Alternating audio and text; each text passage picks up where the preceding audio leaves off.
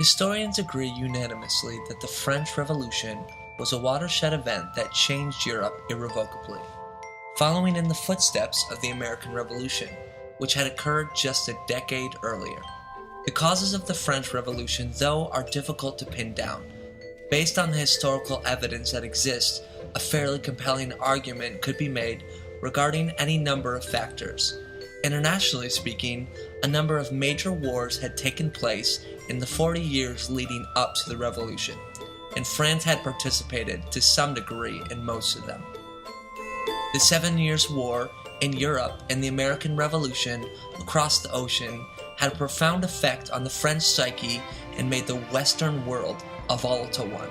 In addition to charging up the French public, this wartime environment took quite a toll on the French treasury.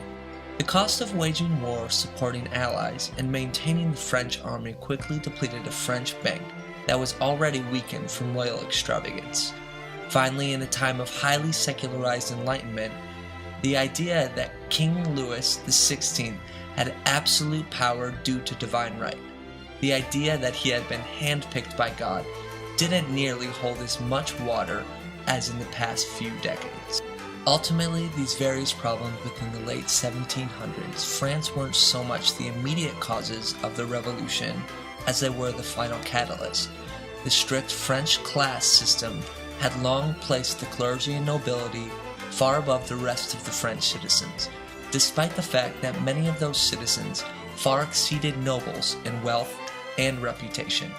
Moreover, these exclusive titles, most of which had been purchased and passed down through families, essentially placed their bearers above the law and exempted them from taxes.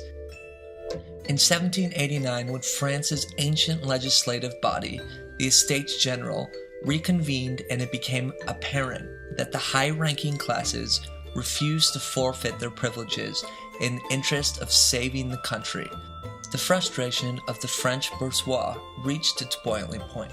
The French Revolution was thus a battle to achieve equality and remove oppression, concerns far more deep-seated and universal than immediate economic turbulence France was experiencing at the time. It may seem on the surface that the immediate results of the French Revolution were negligible. For the next leaders after the Revolution was Napoleon, who imposed a dictatorship of sorts, voiding the sovereign democracy of the Revolution.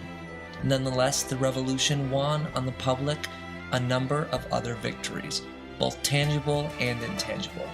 No French ruler after the Revolution dared to reverse the property and rights acquisitions gained during the Revolution, so citizens who had purchased church land were allowed to keep it. The new tax system remained devoid of influence of privilege, so that every man paid his share according to personal wealth. Moreover, the breakdown of church and feudal contracts freed people from tithes and other incurred fees. That's not to say all was well. French industry struggled for years after the Revolution to regain a foothold in such a drastically different environment. On the whole, however, the French people had seen the impact they could have over their government, and that liberating, inspiring spirit was unlikely ever again to be suppressed. Other European governments and rulers, however, were not too happy with the French after the Revolution. They knew that their own citizens had seen the power that the French public wielded, and as a result, those governments were never again able to feel secure in their rule after 1799.